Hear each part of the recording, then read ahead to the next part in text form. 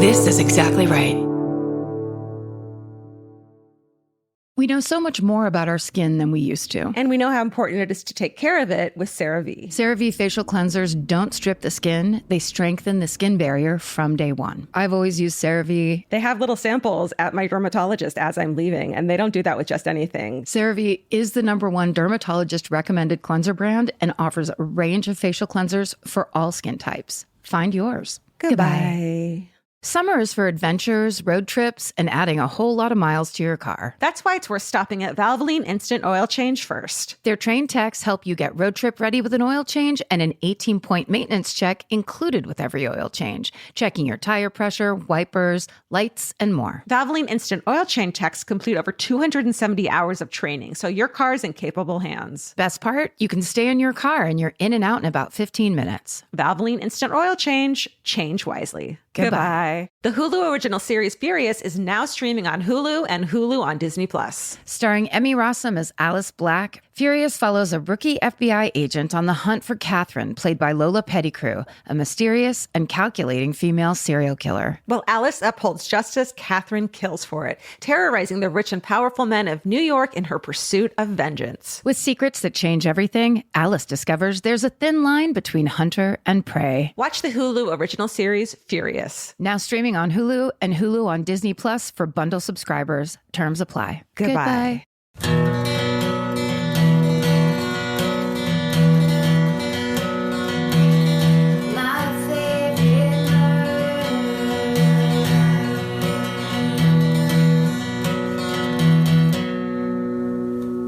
Hello, and welcome to My Favorite Murder. That's Georgia Hardstark. That's Karen Kilgariff. And today we are very excited. We have an amazing journalist, producer, educator who is here with us. She is the co-founder of NPR's Radio Ambulante, and she heads her own multilingual podcast production company, Adonde Media. And she's the creator and host of Exactly Right Media's first bilingual podcast, Two-Faced John of God, which follows the rise and fall of a celebrated Brazilian spiritual healer who built a holy empire and the criminal activity that made it possible and the powerful network of believers who protect him even to this day. Please welcome Martina Castro.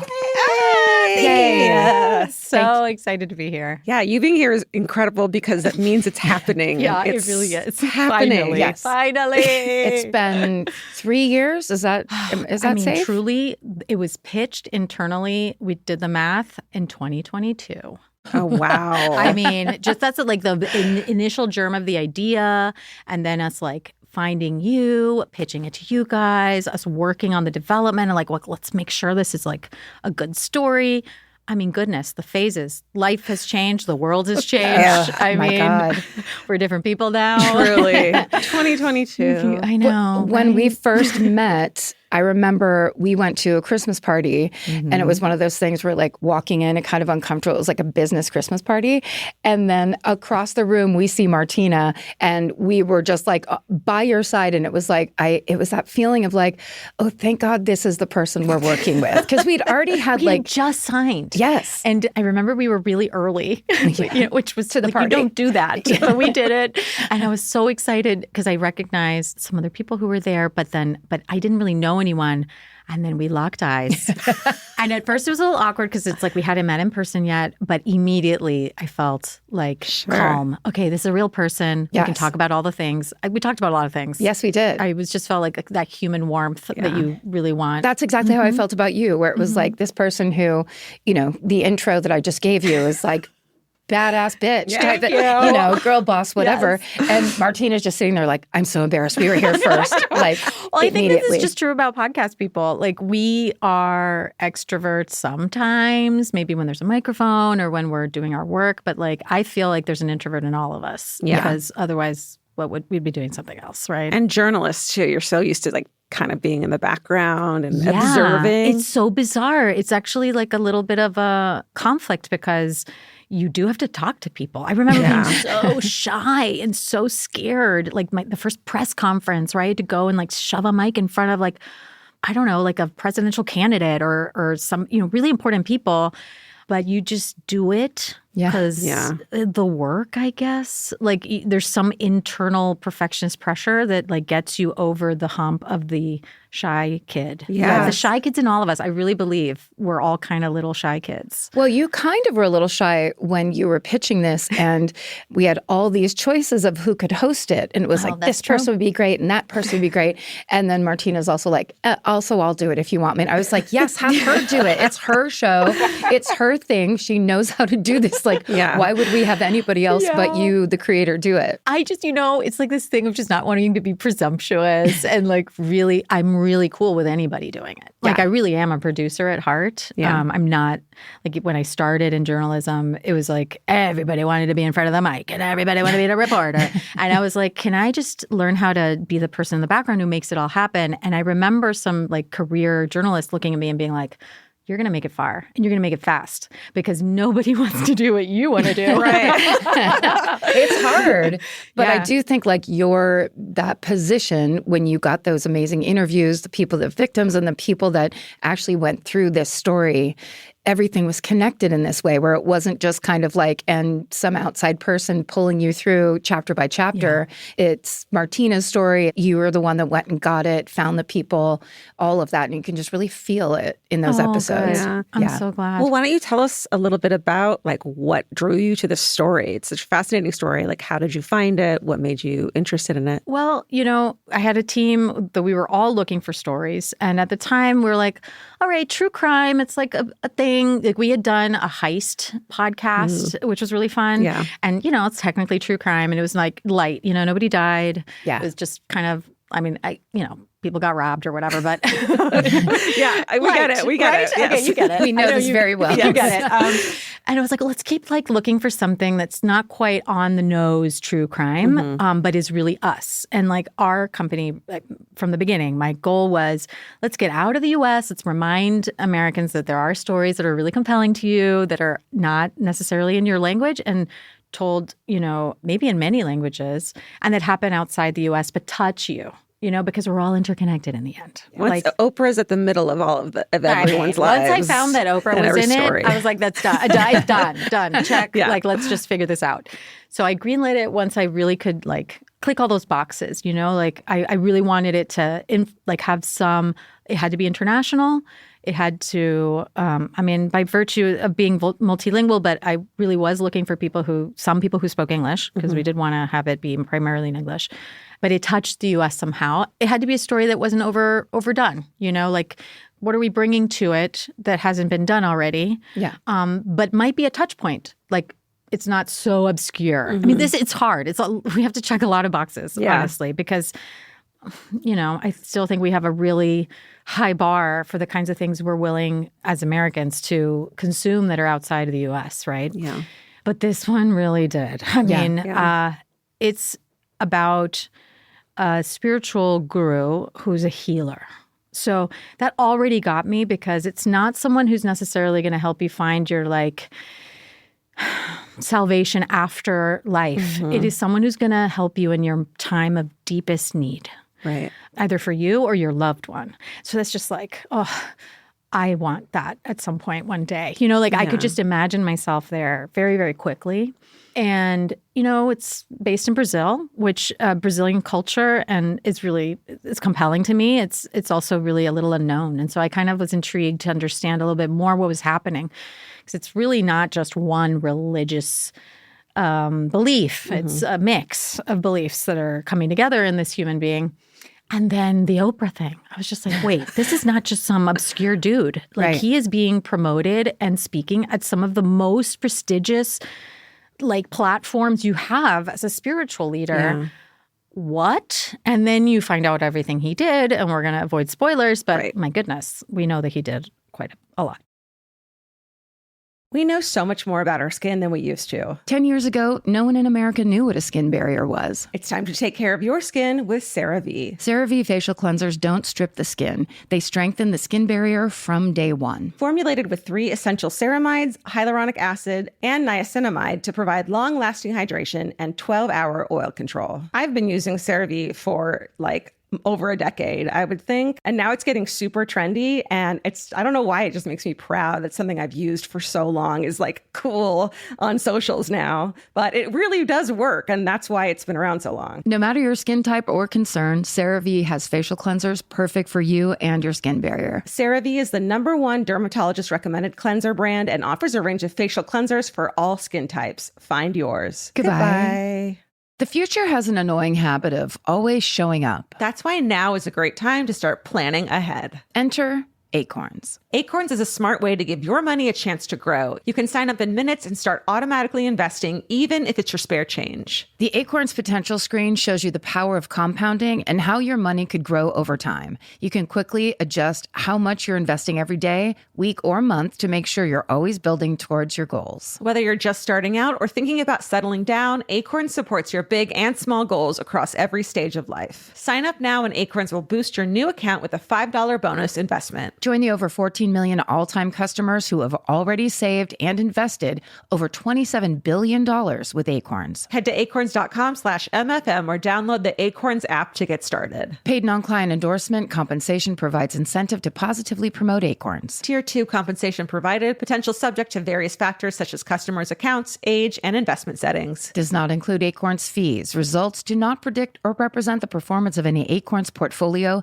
Investment results will vary. Investing involves risk. Acorns Advisors, LLC, an SEC registered investment advisor. View important disclosures at acorns.com/MFM. Goodbye. Summer means a whole new world for your feet. They're walking more, sweating more, and going barefoot all day long. For summer feet that need real comfort, there's Bombas. Bombas has a whole line of sport-specific socks for golf, yoga, the gym, and every kind of runner. They also make soft, supportive compression socks that are especially great for summer travel. Bombas sandals and slides are made from super lightweight, cushy, waterproof EVA foam, so they feel incredibly comfortable. And the best part? For every item you buy, Bombas donates an essential clothing item to someone facing housing insecurity, with over 200 million donations and counting. I wore my Bombas compression socks on the plane ride to and from Italy. And listen, I'm a girl of a certain age at this point. It needs to be done. And I felt so comfy and so secure with my cute little Bombas socks. So head over to bombas.com/MFM and use code MFM for 20% off your first purchase. That's BOMBAS.com/MFM, code MFM at checkout. Goodbye.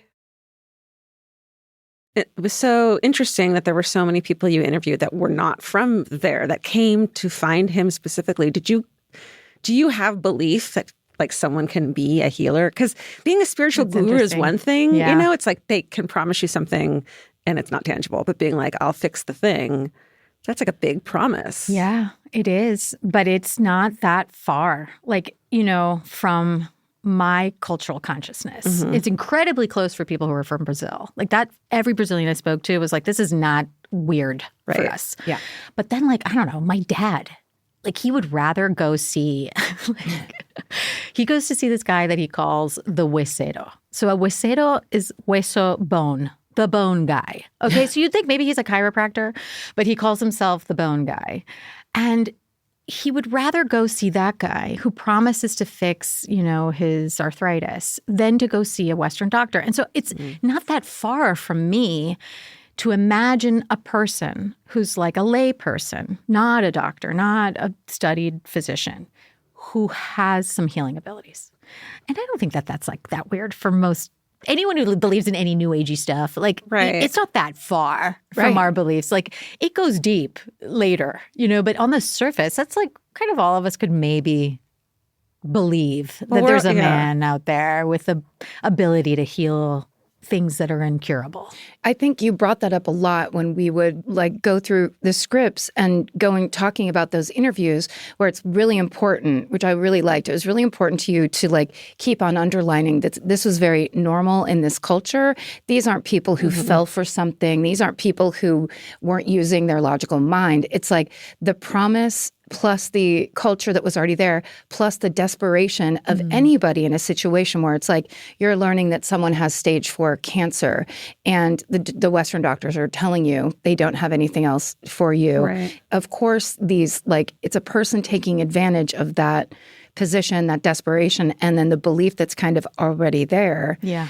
you go in there and you're just kind of like, oh my God, it's working and it's working for other people. It could work for me. Yes. It was the testimonials, I think, go very far because once you get there, I mean, even there was this journalist that we interviewed who went to just see what it was like, this Australian journalist. And he's like, there's all these people milling about in white, you know, kind of like saying they were cured by him. At some point, you're like, well, maybe they were. Yeah. You know, they show you their papers. They show you like their x-rays and their documents saying like how they before they had this and now they have this. Like they believe so fervently. And then there were people who were just taking a chance. Yeah. You know, some of the people who got wrapped up in this were just at the end of their ability. Like no doctor was willing to continue helping them. It was like, that's it. There's no more answers. Maybe let's just give this a try. Like, let's just see, you know. And, you know, it's called Two-Faced. So what was really interesting to me was to explore that kind of human being. I mean, I'm like, both of you, like, you know, when I listen to your show, like just the exploring of the human mind and the capacity for a human being to do some really dark things. It's hard for me. I want to believe in the goodness of every human. Like, and I think a lot of us do. But there are people out there doing really horrible things. And so there's something really compelling to me about a person who's able to live a double life and show you one thing and really be so convincing. To the level of being like he healed presidents, Supreme Court justices, really famous celebrities, and people of all walks of life, doctors have gone and been like, no, he's real, you know, and then this other side that and I feel like what I've learned is that they don't get away with it by themselves. It's not like that other face, that other side is only they know. No. Right. It's not. There's actually a lot of people who know and who see that other side. And part of the, I don't want to say magic, but the manipulation, the incredible ability of this kind of human being is to really get everyone to play ball and just kind of go along with it. Yeah, well, because it's one thing to be like, I'm going to promise you this healing and to get you out of this very desperate situation. It's another thing to then, oh, now you're here. I'm going to lock a door, take advantage, you know, all the darkness. And it's bad enough that he's not actually doing the things he's doing. Or maybe it's working for certain people. And that is an interesting thing of like, there are people who really do attest that like, I went in there, I got this, you know, he told me the thing to do, I got this procedure, it didn't hurt, and suddenly I was okay. Well, what's interesting is that I think we set out to never decide on that one. I was like, you know, I feel like we're going to alienate people if we're trying to actually figure out whether he's a real healer or not. Like a yes or no answer. Exactly. That's not the point. For me, it was like, no, let's like actually maybe pretend, let's believe that he actually does have a power. Because many of the people who came to speak with us, like the survivors, still believe he has this power. Wow. But that he was corrupted or that he used it for bad purposes. But like I didn't want to make that the purpose because that really wasn't interesting to me. He might actually have some gift. It's really about how he presented himself in very, very, very, very different ways in order to get away with some heinous things. And that idea of like, you have the power, then you're building a little spa, you're building a little commune, you build this little city, it grows and grows. People also start making money off of it, not just you. Then it just becomes that thing where it's like, too big to fail, but we're talking about spiritual healing. So it's like it gets more and more, I don't know, like the story itself, when we first started talking about it, just like, how can this be real and how can it have gone on for as long as it did? So long. So long. 4 decades. Yeah. Wow. Yeah. But it's exactly what you're talking about. Like a really small, middle of nowhere town that thrived thanks to this tourism. And the international element was really compelling because for a while he was just healing people in Brazil, but there was a turn. There was a moment where he had some ingenious ideas to grow, and because there are many other spiritual healers in Brazil, many that are like him and do kind of the same types of healing, but they didn't get as famous as he did. So he was like smart enough to like be like, no, what's really going to make this take off is foreigners. Yeah. And so he had people who, like the first few people who ended up going, ended up becoming tour guides. He would like, when they came up, so there's like the healing process, the treatment, it was really like a variety of activities that happened at this compound called La Casa. But the big thing, the main event, was like this line of people waiting to see him. Yeah. And you would see him for like, a few seconds, 10 seconds, 30 seconds. And some people, when they were, one of the people we talked to claims that they were spies. There were people, helpers, who would be like, oh, he speaks English. Oh, he speaks French. And then they would be like, so they'd get up to speak to him and he'd be like, he'd do his thing where he's channeling a spirit. And he's like, your mission now is to bring people from France or to bring people from the United States or whatever.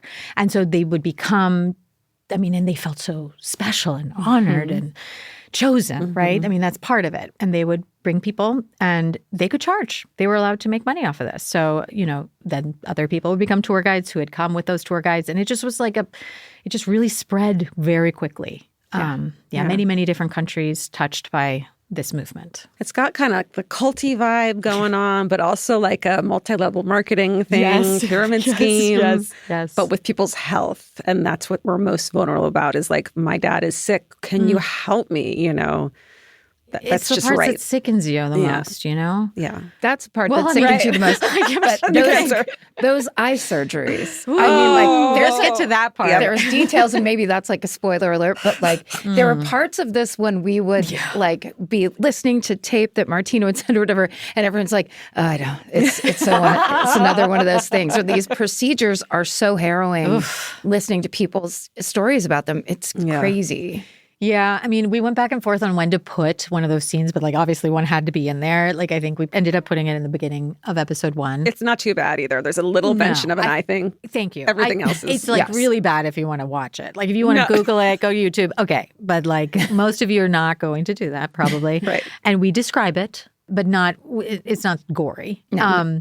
But it was hard to watch. I'll tell you, like I had to write, that part of the script. And I was like, I don't think I can watch this one more time. It's intense. But still people are coming out the other side being like pain-free. Right. That was an amazing experience where you're just like, what, how does a person get to that point where that's the experience they're having on that end? We talked a lot about that too. It's not quite, we don't talk about it much in the series, but like that placebo effect was very present. Like I did talk about it on a lot of the interviews. Like, well, what was happening there? Because the treatment is, getting to see him, and then he would like either send you to like this hall where he would heal people by channeling spirits all at once. So you'd be sitting and praying and then or meditating, and he'd be channeling spirits, and he would heal everybody in that room, plus anyone who wrote in like a letter or who brought a picture of someone. He would heal people like thousands of miles away. That was the idea, that he was channeling spirits that could heal at any distance. Or you could ask for a physical surgery. And, one of the scholars we spoke with, she was like basically living with the movement at the Casa for a while. And she reports hearing him say that it was just to get people to believe, that it was a spectacle that was required to get foreigners to really believe the spirits could do things. Because he did invisible surgeries on you. But like the visible surgery was no anesthetics, like bare hand, man. Yeah. No gloves. Yes. The most doctoral thing he did was have like, a scalpel, a little like tin can with some water, and he would like kind of rinse it off and then scrape your eyeball. There were like shades of lobotomy going on. Yeah, that was so uncomfortable. But then you would see these, and like people would be smiling. Yeah. They'd bleed a little bit, but not massive amounts of blood. So people were like, whoa, what's happening? Like, and he would just stitch you up right there. No one would get infected. Like that was the other, who knows? Right. Yeah. But like a lot of people believe that somehow these surgeries would happen and people would get better. Yeah. Well, you're not going to be the one person who's like, actually, 2 weeks later, like this swelled up quite a bit. Like it kind of relies on you not complaining and not saying, not being the one fucking person. Yeah. Which a lot of those things do. Yeah. That's kind of the thing of, are you going to say the old psychology test, there's smoke coming out from under the door? Are you going to be the one that says, hey, is anyone else seeing this? If everyone else acts like they're not? Like, it's tough. It's tough. And you're already in the position of you want it to be real. You need it to be real. You've gone to Brazil to make it Exactly. see. You've gone to so much lengths. It's like expensive. You're surrounded by people. And the vibe of the town, everyone talked about it. Like just this euphoria. Because not that it was joyous, so to speak, but more like I'm with my people type of vibe. Because a lot of sick people, but people who maybe had the same illness as you. And you would sit across these cafes that were like where you could get a flat white. And, it was like very international too. At some point it like was catering to an international crowd, like vegetarian meals and like all the things. And then you'd be speaking to strangers and be like, well, what kind of cancer do you have? And like, oh, well, I'm taking this. And what did you? He also reportedly would tell people to continue their medical treatment. Like we have found cases of people claiming the opposite, but within the belief system, it wasn't like you were supposed to just give up everything. It was like, this is supposed to treat, and this is where it gets me. It's supposed to treat the inner illness of your soul that led to the manifestation of this physical ailment, right? I mean, I don't know if I believe that right now, but there have been times in my life where I was like, yeah, if I am really tired or there's something, you can imagine that if you're not well, like soul-wise, that your body would get sick. So it's not like it doesn't make sense. That totally makes sense to me. Like a negativity that just, manifests into whatever illnesses. Like, and then we treat the symptoms instead of treating the core, blah, blah, blah. Exactly. So they were like, no, we're treating the core issue. And the core issue often had to do with your past lives. So there's a little bit of that too, like of your karma. And, one of our survivors was told that her father was sick because she and her father were linked in a past life where she did, they were involved in an altercation and he was being punished for that past life thing. It just different shades of different kinds of belief systems, New Age belief systems, Buddhism, things that are not that inaccessible that you're like, well, maybe. Yeah. That's all he needs. Also, he just needs a little window of you to be like, maybe. And the Western people, it sounds like Catholicism. There's something inherently wrong with you. If you're sick, what did you do to deserve it? You need to repent. Like that, Interesting. It's tapping into a lot of those kinds of things. Then it's, suddenly you see Oprah's talking about it. Oprah's like giving it a platform of what is this? Is this real? And suddenly there's all the people in America who don't have a doctor, who can't afford insurance, all the things where they're like, we need an option.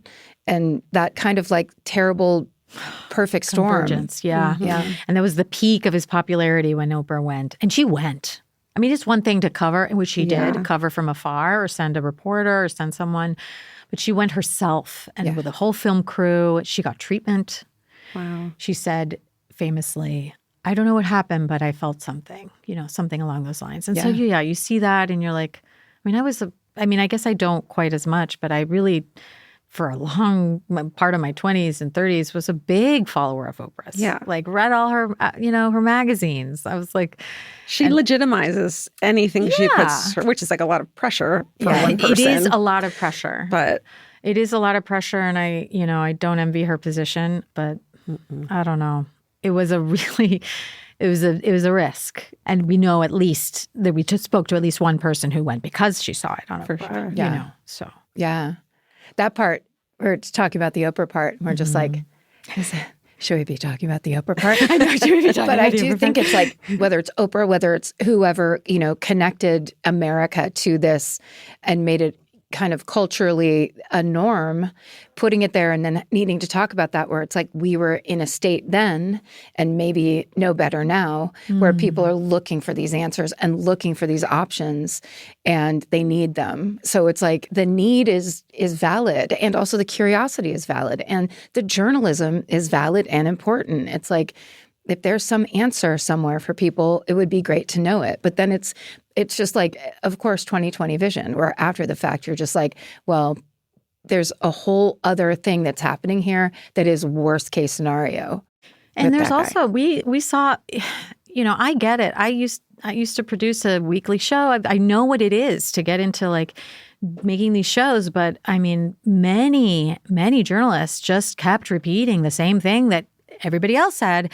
And some of the incredible authors that we talked to who really dug into his like origin story, for example, found so many inconsistencies. I mean, he will tell you a different age, depending on who you hear it from, of when he had his like epiphany moment of that he had visions or he had a gift.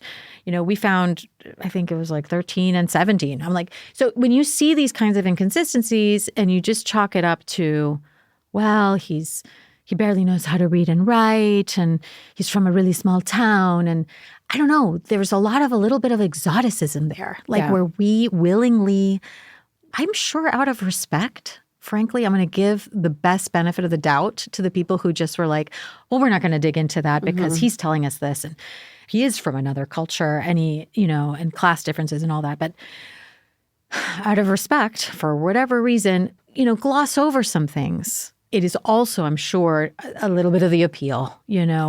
We believe that these answers come from someone who doesn't know how to read or write in the middle of nowhere of Brazil. Yes. Like that feels true in the Hollywood version of this story, right? It's best case scenario for the Hollywood version. Exactly. Where it's like, it wouldn't be fun if it was a doctor. No it's fun, like, it's got to be the poor guy. But also do you want to talk about, because there were, as you produce this podcast and as you talk to people, there were little things that happened that were like, wait a second. Because there is that thing where it's like you can't dismiss the power out of hand. If there's this many people, this many either witnesses or people that are believers, then there is a little bit of like, what are we talking about here? And there's just some interesting things that happen when you were investigating. Yeah. I mean, one of the most notable ones, and again, I guess this is a little spoilery, but there was a moment where we're interviewing one of the survivors who's talking about what had happened to her and literally finishes the detailed description. And the engineer, who is over in Brazil, is like, wait a second. And I'm like, what's going on? And I just hear a lot of Portuguese. and they're like, oh my God, the power went out. And I was like, what? But it didn't really go out. It was like just the recording equipment stopped right at that moment. And the first thing this person says is, see, that's John of God. Can you believe? Yeah. And I was like, what? Yeah. What do you mean John of God? And she's like, oh, it always happens. Always happens. The electricity goes out, or something like people get in a car accident, or somebody gets robbed. It's like he just does these things. Wow. Yeah. And we were laughing about it kind of, and thankfully I had a backup recording going, so we didn't lose it. But all the lights go off. Dun, dun, dun. It was the exact same thing. Like, oh no. Just a little bit like interesting to be stepping into that world. And then it is like, it's not black and white. No. It just isn't. No, the prosecutor really so our series really covers not just the rise of this individual, but all that it took to reveal this other side of his, right? And the heroes are very much the survivors who were brave enough to go against the grain and literally having no one support them and come out. But the journalists who sought them out and gave them a platform, the prosecutor who went and really took this case into new law, frankly, in Brazil territory. And they all face these difficulties. Like one journalist was trying to convince a person to come on her show, and she's like, no, my car got stolen last night. I think that was John of God. I think this is a sign. I can't go. The prosecutor would interview people, get their testimonies, and be like, so what did John of God say to you then? And she's like, no, I wasn't talking to John of God. I was talking to the entity. And he's like, but isn't that John of God? No. That's the entity. And he's like, okay. So, you can't even get a straight testimony because people are very anchored in these beliefs, and you have to come from that level of understanding and respect and appreciation of that. Sure. Even when they want to speak out. Yeah. Fascinating. I know. We know so much more about our skin than we used to. 10 years ago, no one in America knew what a skin barrier was. It's time to take care of your skin with CeraVe. CeraVe facial cleansers don't strip the skin. They strengthen the skin barrier from day one. Formulated with 3 essential ceramides, hyaluronic acid, and niacinamide to provide long-lasting hydration and 12-hour oil control. I've been using CeraVe for over a decade, I would think. And now it's getting super trendy. And I don't know why, it just makes me proud that something I've used for so long is cool on socials now. But it really does work. And that's why it's been around so long. No matter your skin type or concern, CeraVe has facial cleansers perfect for you and your skin barrier. CeraVe is the #1 dermatologist recommended cleanser brand and offers a range of facial cleansers for all skin types. Find yours. Goodbye. Capture your favorite summer feeling with Pandora jewelry. Discover a collection inspired by the sunshine, freedom, and unforgettable moments that make the season so special. Whether you're planning a weekend getaway, gathering with friends, or simply soaking up every sunny day, Pandora jewelry offers meaningful pieces designed to celebrate your unique story. From sun-kissed metals that catch the light beautifully to personalized pieces ready to be engraved with your summer mantra, every detail is crafted to help you express yourself with confidence and style. Explore charms, bracelets, rings, necklaces, and more, thoughtfully designed to complement every adventure and occasion. Each design moves with you, from beach days and road trips to rooftop dinners, golden nights, and every memory in between. Layer your favorite looks, mark life's meaningful moments, and create lasting reminders of a season you'll never want to forget. Find the pieces that reflect who you are and where this summer takes you. Shop Pandora Jewelry's new summer collection in-store or online at pandora.net and let your summer unfold. Goodbye. This podcast is brought to you by Squarespace. Every successful small business starts with someone saying, I wonder if people would actually buy this. Squarespace gives you everything you need to find out. From consultations to events and experiences, you can showcase your skills with a customizable website designed to attract clients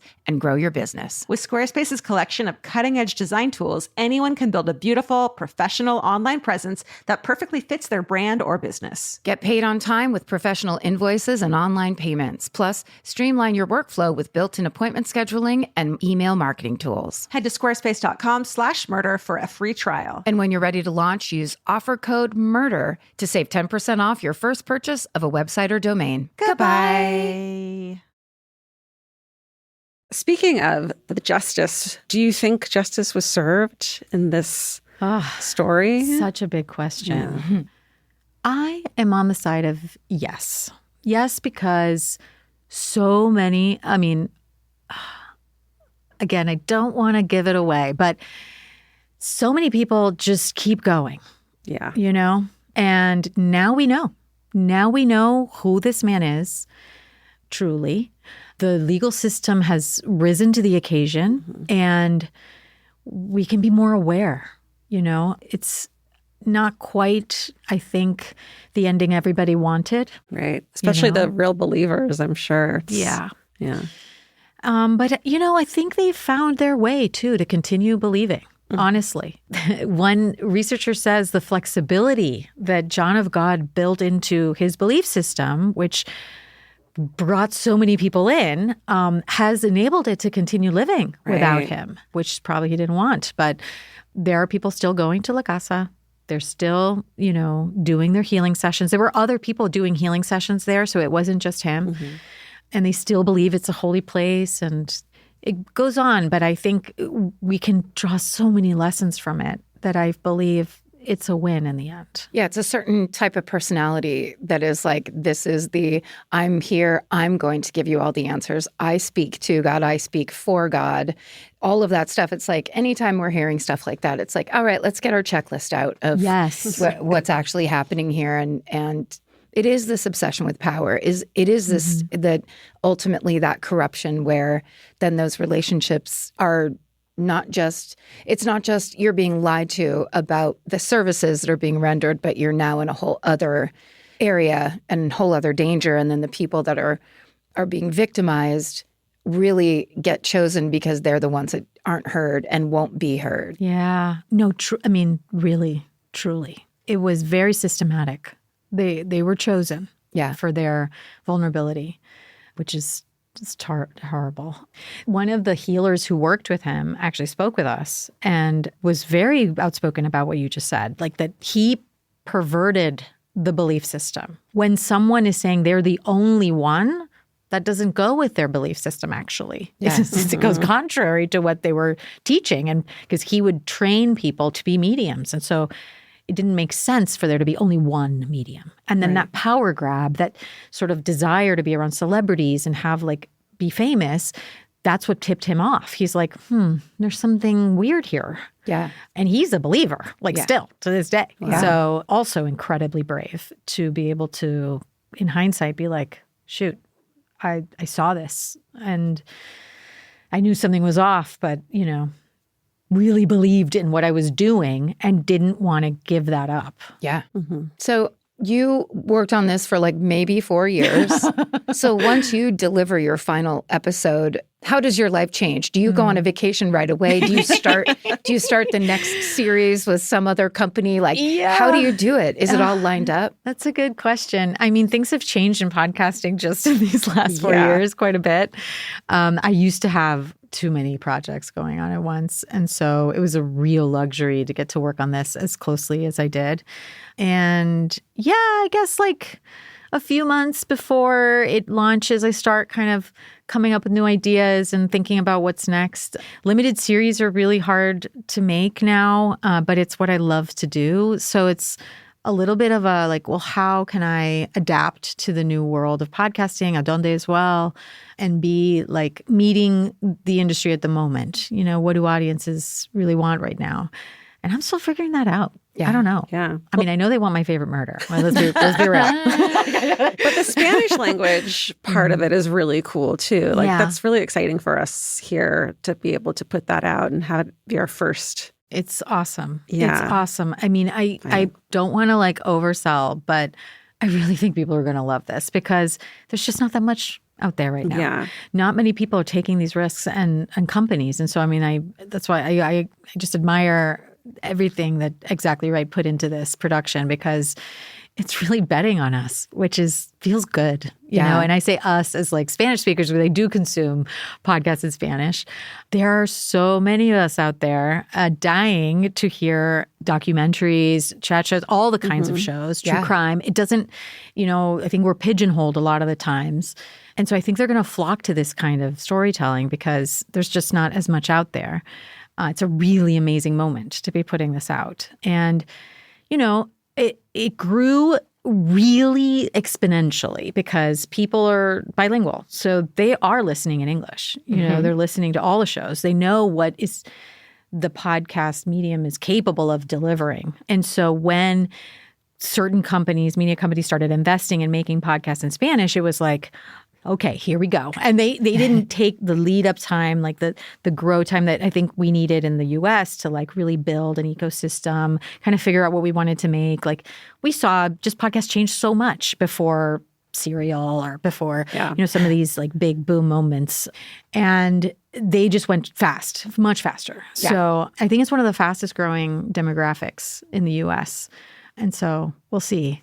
We'll see. Love it. So exciting. And it was exciting to like just have the general idea of like, we should have Spanish language podcasts. We should be trying to tap into that audience and whatever. And that was like, we were introduced to you guys like within a couple months. It was like, not only is there a production company out there doing it great, like with this long history. I mean, like you've been around for a while. So it was just so cool to be able to immediately meet a person that was not just like doing it and capable, but like you're just so excellent, Martina. Oh, and you're such Karen. a good host. Thank you. Yeah. Such a thanks. compelling listening for this show. I'm just so excited. Thank you. Yeah. Thank you. I've hosted a bunch of things really randomly like this, you know, because I'm always like, no, I'm the EP. No, I've got to be the editor. I'm really an editor at heart. You know, I love helping other people bring their babies to life in podcast land. But yeah, I just have fallen into hosting and I really love it. It's been really nice in this series to explore a new voice, like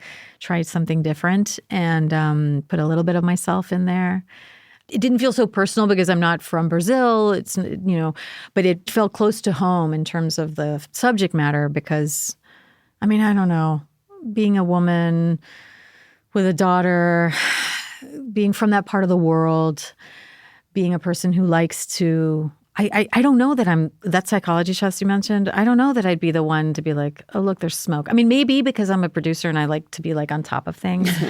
But like, I'm kind of late to the game when I realize something's off. Like, I don't want to believe that someone's capable of doing something wrong to me. And I've noticed this about myself. I've gotten better about it. My husband is amazing at being like, I don't know about that guy. Or like, well, why did you do that? Why did you talk to that? And it's like, you're right. Like, why? And I just am just too friendly or something. And so it was close to home, the material, this idea that what these women went through. Like, I just, it would be really hard for me to come out and be like, no, actually, this is all wrong. Yeah. That's such a rare thing to say. I feel like so many of us are like, I would have never, or like the public about true crime is like, I would have screamed and you didn't. And it's like, no, you wouldn't have. No. But I like being like, I wouldn't have. The reality is that you would have pulled your car over, or you would have, believed what this person was telling you, because why would they lie? But exactly. And I just think my brain takes a second to be like, wait, are you really doing this to me? Like, I just, there's scenes we're not going to get into, but in this series where I'm like, yeah, I probably wouldn't have opened my mouth either. No. I wouldn't have said anything until a little too late. Like maybe 5 minutes after, I'd be like, whoa. Yeah. I think that just happened. Right. Or like one person or two people stand up and then you can. Yeah. And but if the whole room is like facing forward and chanting the chant and doing the thing, and then you walk in next, it's like it takes so much to be the person that goes, hold on, everybody, turn that music off. You're Wait a all second. wrong. Yes. Yes. This is a big scam. Like, or whatever, So, that just, for the whole series, like to this day, I mean, right now, like I like get in my feelings about it, because I'm just like, to be that person, to be there, to be a version of, and then have the wherewithal or strength or bravery to then speak out. It's just like, oh my God, you're my hero. Like, it's really something. It's inspiring, really. It's so good. Yeah.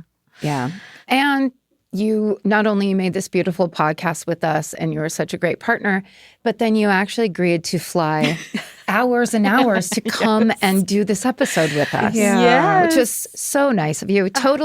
Total hours, what was it again on the plane? I mean, 17 hours if you include the layover. No. In Miami. I know. Oh my God. I know. Throughout this whole thing, I think before we started, I lived here in LA. Yeah. And then for work reasons, we went to Argentina, where my husband is from. And so I came from there. Well, actually, technically, I came from Uruguay, where my family's from, because that's where we've been for the holidays, and we've just been there for extended time. And it brought a gift. A Uruguay gift? Uruguayan gift. Well, it's funny because I could have brought this from Argentina, because, of course, they always have the same thing we do. We compete on everything. And so they also have this cookie called alfajor. Alfajor is what it's called. It's like a cakey cookie with caramel in the middle, which we call dulce de leche. This is a very special brand because it's from La Sierra de Minas, which is where my dad's from in Uruguay. Wow. It's in the interior. They're very famous all across Uruguay. But this one is a special sort of like line called Legendary. And I was like, oh my God. If I'm going to bring one to Karen and Georgia, it's going to be the Legendary one. Oh my God. Thank you. That's so nice of you. Look, here it shows you where it's from. Oh, look. That's perfect. Well, and also we have a gift for you, because we know you've been away from the States. That's true. And we heard that one of your favorite things was bagels that you can't get in Argentina the way you wish you could. That's right. So we brought you some bagels. Oh my God. Yes. If you want to open this bagel gift. That is an enormous box of bagels. And it smells so good. Literally under my chair in the airplane. Oh my God, with the bow and everething. We'll get you an extra seat on the plane. It. Yes, exactly. An extra seat for my bagel boss box. A boss box. A boss box. Ooh. Look at the presentation. Look at it. That looks incredible. Is this getting some camera action? I think Wow. probably. Those are huge bagels. These are many of them too. My favorite is everything. Yeah. The everything right bagel. here. Oh, the smell. Right? Our producer, Molly, was like, should I put him in this studio or should I? And I said, you have to hold him out there because I can smell them like right now. No. They're so good. This is amazing. Y'all went really out there for me. Thank you so much. It's legendary. Not quite the same, but I had to come from very far away. I am so excited for these. Thank you so much for taking the time and making that trip because my pleasure. We just want our audience to know you, and they will through, of course, the podcast, but like getting to know you as a person. I think it's just what you do, you running your company, all the things that you make. Like, it's really an honor to work with somebody like you, and we're so excited to be launching this podcast with you. Oh my goodness. Thank you so much. It's a true honor for me to be here and to speak to your audience and share this story. It was a team effort. I know I'm here, but I'm here representing a lot of people behind the scenes, and we're all just so grateful. So, okay. Let's see. Oh, wait, that's the intro. We didn't even have to look at these cards. I know. Oh my God, now I can hilarious. smell them. Oh, I can smell them now. I know, right? Should I close it? No. Okay. I want that cologne. Right? I know. Bagel cologne. Some light, That should be a thing. garlic. A room spray of bagel. Gosh, we don't even need to go to dinner. Let's just eat bagels and real. alfajores.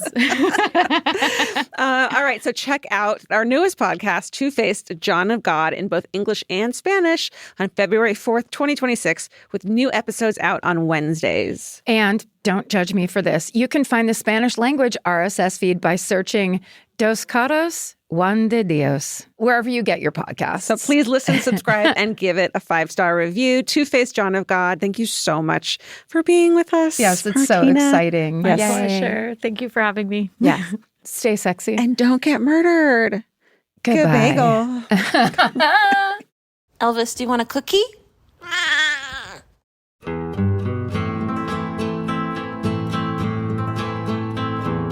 This has been an Exactly Right production. Our senior producer is Molly Smith, and our associate producer is Tessa Hughes. Our editor is Aristotle Acevedo. This episode was mixed by Liana Squilacci. Our researchers are Mary McGlashan and Ali Elkin. Email your hometowns to myfavoritemurder@gmail.com. And follow the show on Instagram at myfavoritemurder. Listen to My Favorite Murder on the iHeartRadio app, Apple Podcasts, or wherever you get your podcasts.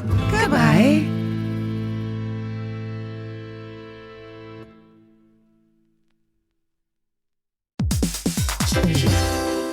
Hey everybody, here's the thing about other home security systems. They're all designed for after the window breaks, after someone's inside, after you get the notification, after the police come. SimpliSafe is the first system designed for before, stopping a break-in before it even begins. That's right. Unlike traditional security systems that only alert you after a break-in is already underway, SimpliSafe is designed to help prevent the crime before it starts. Their cameras can detect suspicious activity at the perimeter and alert live U.S.-based agents. Then SimpliSafe's agents assess the threat, intervene, speak through the camera to scare off the intruders, and call for 911 dispatch. That's right, and SimpliSafe has been protecting your world for 20 years, everybody. So celebrate their anniversary and save 60% on your new SimpliSafe system at simplisafe.com/stuff. That's 60% off, you guys, at simplisafe.com/stuff. Plus, when you order, write in our show name and the How Did You Hear About Us survey to let them know that we sent you. Don't forget, there's no safe like SimpliSafe. Calling all amateur detectives and podcast obsessives. Virgin Voyage's second true crime voyage sets sail March 20th, 2027 for a 5-night escape to Grand Turk and the Beach Club at Bimini. As part of the On Air at Sea collection, this immersive sailing brings together fan-favorite podcasts, including Disgraceland, Buried Bones, and Wisecrack, for live recordings, behind-the-scenes access, exclusive meet and greets, and crime-themed programming that you won't find anywhere else. All aboard our award-winning, kid-free ships. Head over to virginvoyages.com/truecrime to secure your spot. Goodbye. This episode's sponsored by Ridwell. Doing the right thing shouldn't be so hard, but when it comes to recycling, it often is. Ridwell makes it simple to recycle more from anywhere. With Ridwell, you can recycle plastic bags, snack wrappers, pill bottles, bottle caps, and other items your curbside bin doesn't take. And unlike most recycling programs, Ridwell carefully tracks where your items go and reports back on what actually gets recycled. Getting started is easy. Order a starter kit, fill the bags with hard-to-recycle items, send them back for free, and Ridwell takes care of the rest. Start today at ridwell.com.